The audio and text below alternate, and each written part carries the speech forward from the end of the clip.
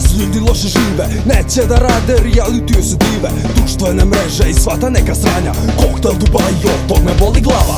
Nemaju interesi, ništa i ne zanima, u stanju su da leže i ne mrdaju danima. Ovako ako nastave, to je propast sveta, mrdnite se malo, laka ste meta. Ovako ako nastave, to je propast sveta, mrdnite se malo, laka ste meta. Sve što je loše ne sme da vam godi, to što vas loži u propast razvodi. Uopšte ne razume zašto je to u modi, trebalo bi se okrenuti drugoj metodi. Uopšte ne razume zašto je to u modi, nove generacije mnogo će da škodi.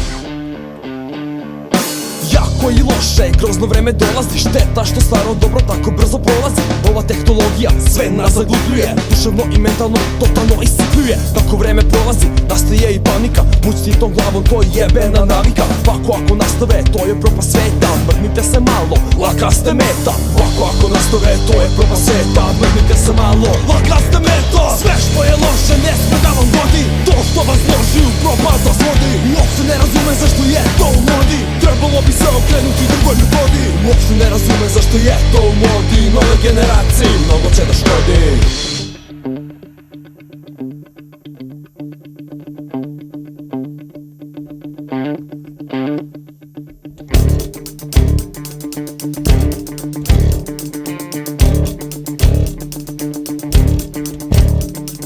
Na ovoj kugli bata, pa kao vlada, po ulicama šeta i gej parada. Sedite dole i razmislite kako izmeniti sve, uopšte nije lako. Izmeniti sve, izmeniti sve, izmeniti sve, izmeniti sve. Uopšte nije lako, uopšte nije lako, uopšte nije lako. Ne!